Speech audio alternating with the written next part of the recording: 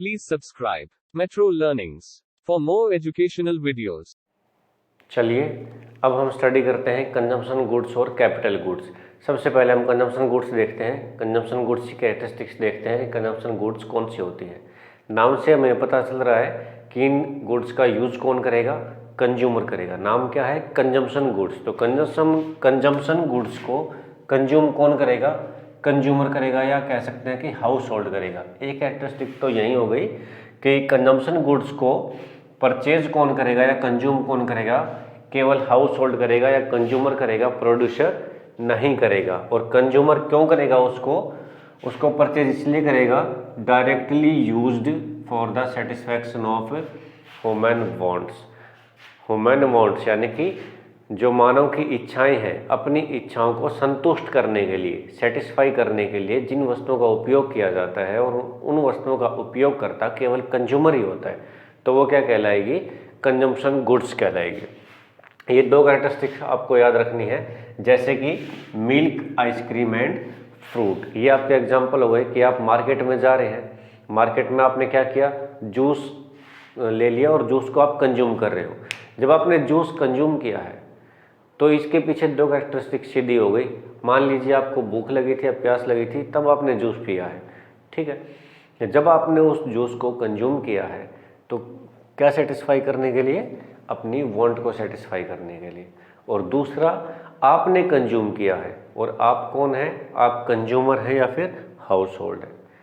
तो दोनों कैरेक्टरिस्टिक्स आपको इजीली समझ में आ गई कि एक तो अपनी वांट को सेटिस्फाई करने के लिए जिन गुड्स का उपयोग किया जाता है, दूसरा उनका उपयोगकर्ता कौन होता है, हाउस होल्ड या कंज्यूमर। ऐसी वस्तुएं क्या कहलाएंगी, कंजम्पशन गुड्स। एग्जाम्पल बहुत सारे हैं, milk, ice cream, fruit, vegetable, juice, sweets, कुछ भी, ठीक है।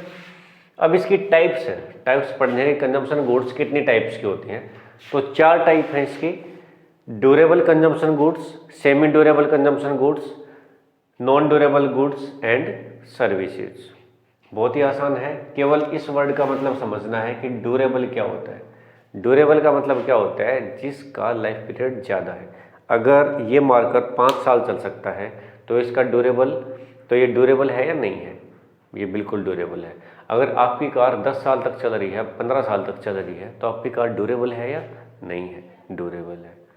तो ड्यूरेबल कंजम्पशन गुड्स आपको क्या दिखाती है कि उस वस्तु की जो टाइम पीरियड है वो कितना है, वो कितने साल तक चल सकती है, वो क्या है, ड्यूरेबिलिटी, ठीक है। तो ऐसी वस्तुएं which can be used for several years, ऐसी वस्तुएं जिनका कई सालों तक हम यूज कर सकते हैं। सेवरल ईयर्स मतलब कई साल तक जिनका हम यूज कर सकते हैं।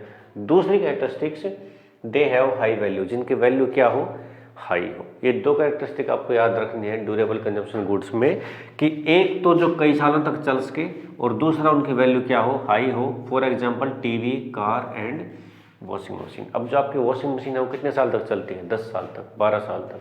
कार है वो कितने साल तक चल सकती है, 10 साल तक, 15 साल तक। टीवी है वो भी कितने साल तक चलता है, 10-15 साल तक, ठीक है। तो 10-15 साल तक ये चलते हैं, मतलब सेवरल ईयर्स तक चलते हैं। दूसरा, इनकी वैल्यू भी क्या है, टीवी की वैल्यू भी आई है, कार की वैल्यू भी आई है, वॉशिंग मशीन की भी वैल्यू आई है, इनकी वैल्यू क्या है, हाई है। तो दोनों कैरेक्टरिस्टिक्स ये गुड्स फुलफिल कर रही हैं, इसलिए इनको बोलेंगे ड्यूरेबल कंजम्पशन गुड्स। तो यहाँ पर मैं ब्रैकेट में लिख रहा हूँ 10 ईयर्स। 10 ईयर्स का क्या मतलब है कि वस्तुओं का जो टाइम पीरियड होगा, उनका जो लाइफ पीरियड होगा कि वो कितने साल तक काम में ली जा सकती हैं, उपयोग में लाई जा सकती हैं, वो लगभग 10 साल का होता है। 1-2 साल ऊपर नीचे हो सकता है कि कोई वस्तु है 8-9 साल तक चले, आपकी जो वॉशिंग मशीन है वो 10 साल तक ना चले, वो 8 साल तक चले, या कई वॉशिंग मशीन है वो 12 साल तक भी चले, लेकिन एवरेज हम मानकर चलते हैं 10 ईयर्स तक, ओके। दूसरा है semi durable consumption goods. Semi durable आ गया मतलब ड्यूरेबल से कम, ऐसी वस्तुएं जो कम सालों तक चले, और जनरली हम ये पीरियड मानकर चलते हैं 1 ईयर, 1 साल तक, ठीक है। दूसरा, they have not high value, जिनकी वैल्यू भी क्या नहीं हो, हाई नहीं हो, जो कम वैल्यू के और जो कम साल तक चलते हो। अब अपने घर में आप नज़र डालिए कि ऐसी कौन सी वस्तु हैं जो लगभग 1 साल तक चलती हैं और जिनका प्राइस है वो भी काफ़ी कम होता है। तो आपको देखने को मिलेगा कि ज़्यादातर जो इलेक्ट्रिकल आइटम्स हैं, इलेक्ट्रिक गुड्स हैं, वो कैसी होंगी, सेमी ड्यूरेबल गुड्स। जैसे कि फैन है, जैसे फैन तो फिर भी चल जाते हैं, लेकिन जैसे कि ट्यूबलाइट हो गई, CFL हो गया, बल्ब हो गया, ठीक है। और आपके क्लॉथ्स हो गए, जैसे तो जो क्लॉथ्स हैं वो भी किस में आते हैं, सेमी ड्यूरेबल कंजम्पशन गुड्स में। तो आपकी दो कैरेक्टरिस्टिक्स जो 1 साल तक चल सके, एग्जैक्ट 1 ईयर नहीं, स्लाइटली लेस और मोर, 1 साल से 1-2 महीने कम भी और 1-2 साल ज़्यादा भी, और जिनकी वैल्यू क्या हो, कम हो, नॉट हाई वैल्यू, यानी कि वैल्यू क्या हो, कम हो, तो ऐसी गुड्स क्या कहलाएंगे, semi consumption goods. Third is non durable, जो ड्यूरेबल है ही नहीं, मतलब जिसको हमने एक बार कंज्यूम कर लिया, दोबारा से हम उसका यूज कर ही नहीं सकते। इनका तो हम बार बार यूज कर रहे हैं, टीवी का, कार का, वॉशिंग मशीन का बार बार यूज कर रहे हैं, 10 साल तक यूज कर रहे हैं। इस केस में क्लॉथ्स और इलेक्ट्रिक गुड्स हैं, इनको भी हम यूज कर रहे हैं, 1 साल तक यूज कर रहे हैं, ठीक है। लेकिन ऐसे गुड्स जिनको हम केवल सिंगल एक्ट ऑफ कंजम्पशन, केवल एक ही बार कंज्यूम कर सकते हैं, for example T, milk and bread, या फिर आपने जूस पिया मार्केट में जाकर, तो वो क्या हो गई, नॉन ड्यूरेबल गुड, ठीक है, जिनका लाइफ पीरियड बिल्कुल है ही नहीं। अगर आपने एक बार वो कंज्यूम कर लिया, दोबारा से आप उनका यूज नहीं कर सकते, means single act of consumption, ठीक है। लास्ट है आपके सर्विसेज। सर्विसेज के मामले में आपको समझना होगा कि सर्विसेज क्या होती हैं।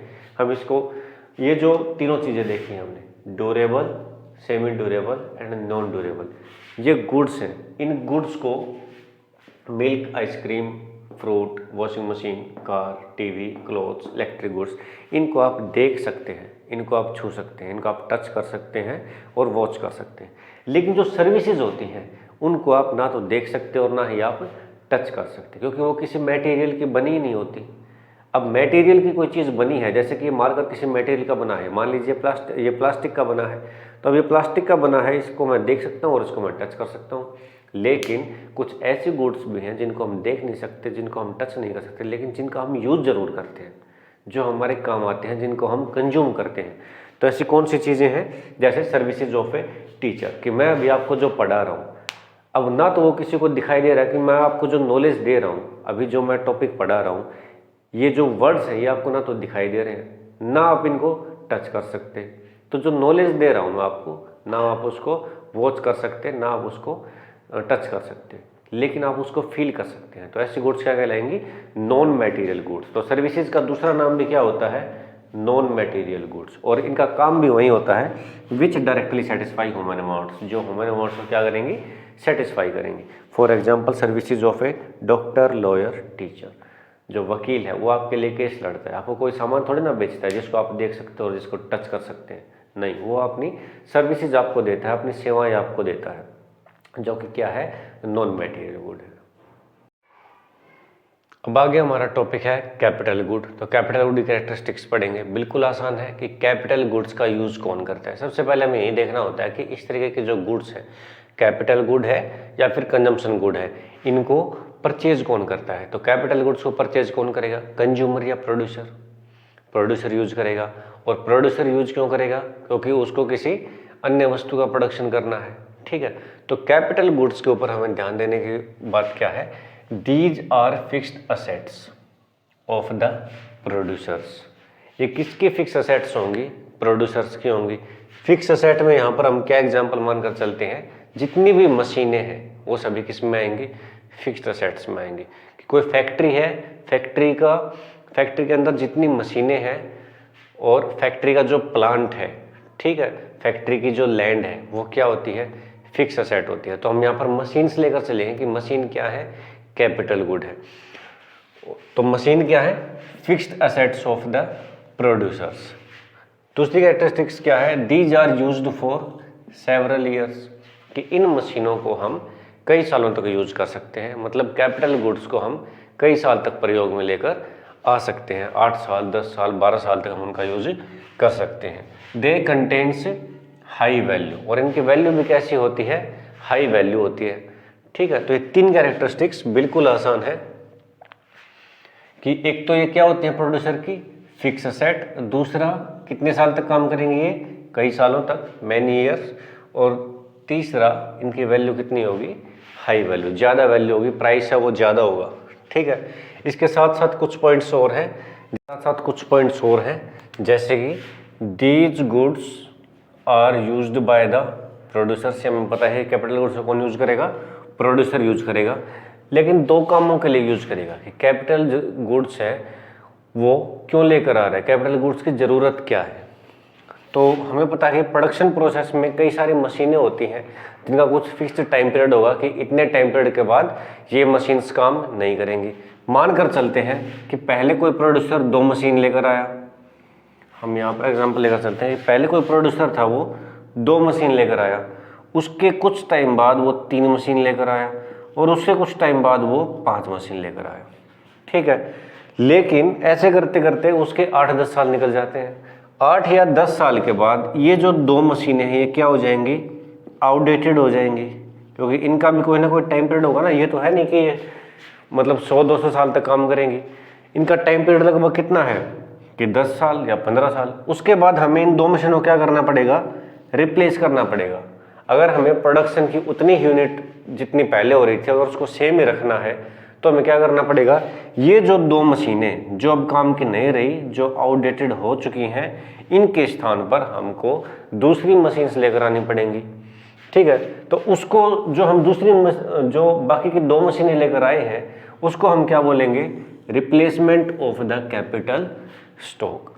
कि जो कैपिटल गुड्स है प्रोड्यूसर उनका यूज करता है, किसके लिए करता है, या तो कैपिटल स्टॉक में रिप्लेसमेंट के लिए, कि ये जो कैपिटल स्टॉक है, कितना कैपिटल स्टॉक है 10 का, इस कैपिटल स्टॉक में से रिप्लेसमेंट के लिए कैपिटल गुड्स को परचेज करता है। कितनी रिप्लेसमेंट के लिए, 2 मशीनों के रिप्लेसमेंट के लिए। कि मान लीजिए वो 2 मशीन लेकर आया और जो ये 2 मशीन जो आउटडेटेड हो चुकी थी इनके स्थान पर इसने जो 2 मशीन नई इंपोर्ट करके लेकर आया है या कहीं से भी लेकर आया है वो अपने स्थान पर रख दी, तो इसको बोलेंगे हम replacement of the capital stock. ठीक है, कुछ ऐसी एसेट्स होंगी जो कुछ समय के बाद काम नहीं करेंगी तो उनके स्थान पर दूसरी एसेट्स लेकर आएगा प्रोड्यूसर, जिसको बोलेंगे replacement of the capital stock.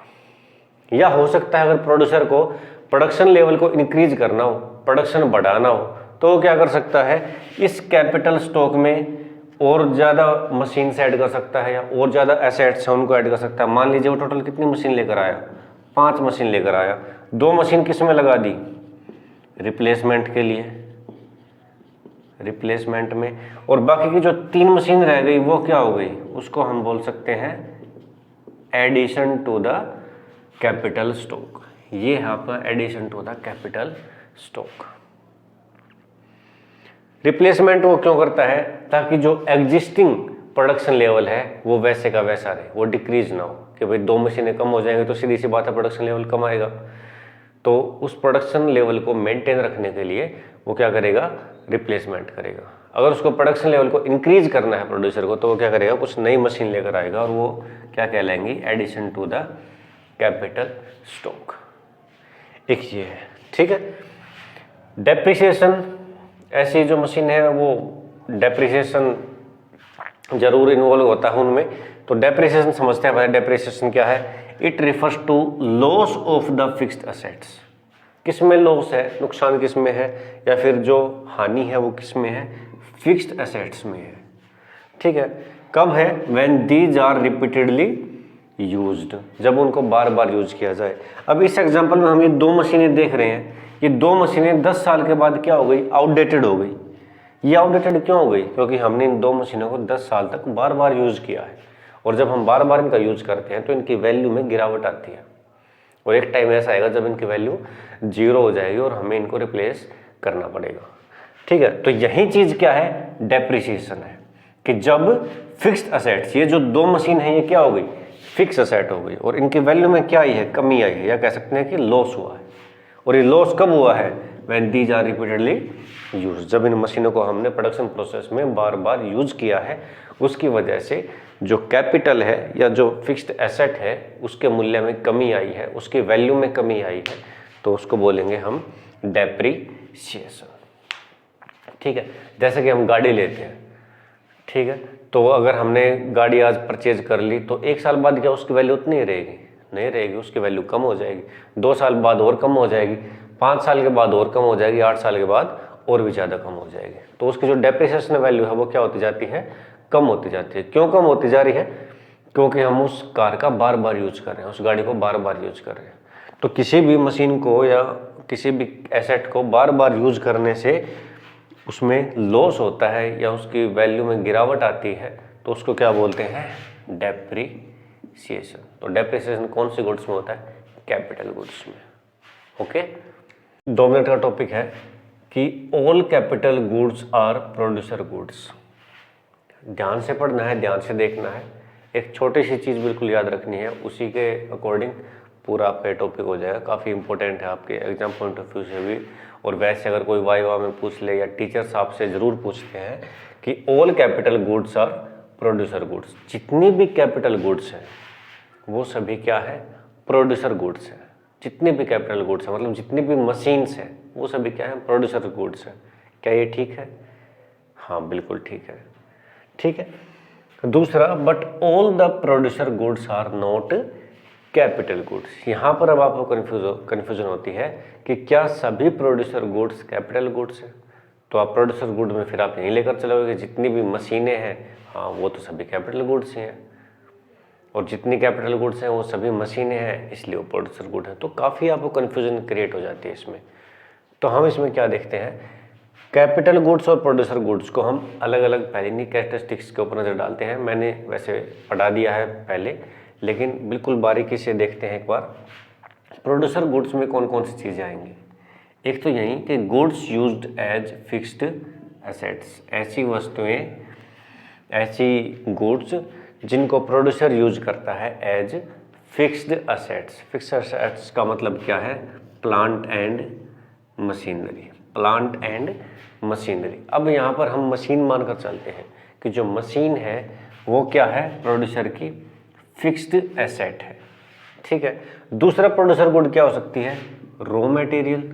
Raw material भी क्या होता है, प्रोड्यूसर गुड ही तो होती है, क्योंकि प्रोड्यूसर जब किसी चीज़ को मैन्युफैक्चर करता है, बनाता है, तो उसको कुछ रॉ मटेरियल की जरूरत होती है। अब उस रॉ मटेरियल को यूज कौन कर रहा है, प्रोड्यूसर कर रहा है। क्यों कर रहा है, कोई फाइनल गुड बनाने के लिए। तो जो रॉ मटेरियल है वो भी क्या है, प्रोड्यूसर गुड, और जो फिक्स्ड एसेट है लाइक मशीनरी वो भी क्या है, प्रोड्यूसर गुड, ठीक है। जबकि कैपिटल गुड क्या है, repeatedly used for several years, ऐसी वस्तुएं जिनको हम कई सालों तक बार बार यूज कर सकें, ठीक है। कि प्लांट में कोई मशीन रखी हुई है, अगर उसको हम बार बार यूज करें और कई साल तक यूज करें, 8 साल तक, 10 साल तक, 12 साल तक, तो वो क्या है, कैपिटल गुड है, और वो भी क्या है, फिक्स्ड एसेट है। अब यहाँ से हम दोनों में से देख रहे हैं कि ये जो चीज़ है कैपिटल गुड, ये किस में आ गई, प्रोड्यूसर गुड का एक कैरेक्टरिस्टिक को फुलफिल कर रहे हैं इसमें, और इसमें कोई डिफरेंस नहीं है। कैसे नहीं है, क्योंकि यहाँ पर हम किसकी बात कर रहे हैं, फिक्स एसेट की, मतलब किसी मशीन की बात करें तो मशीन की बात कर रहे हैं जिसको हम कई सालों तक यूज करेंगे, कई सालों तक यूज करेंगे और बार बार यूज करेंगे। तो इस लाइन में और इस लाइन में तो कोई डिफरेंस नहीं है, दोनों पॉइंट क्या है, सेम है। इसका मतलब जितनी भी कैपिटल गुड्स हैं, जितनी भी कैपिटल गुड्स हैं वो सभी क्या है, प्रोड्यूसर गुड है। क्लियर है कि जितनी भी कैपिटल गुड है, all capital goods are producer goods. लेकिन क्या सभी प्रोड्यूसर गुड्स कैपिटल गुड्स है, नहीं।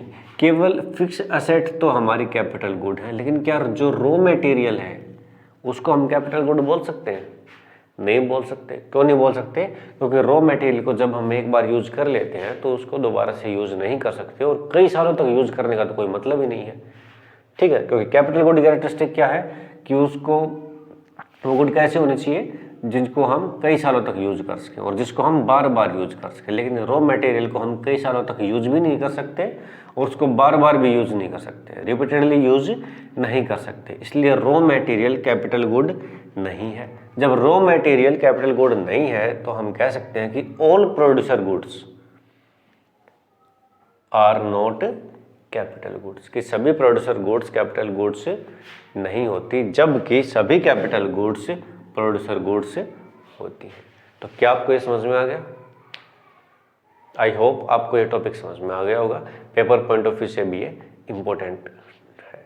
Please subscribe metro learnings for more educational videos.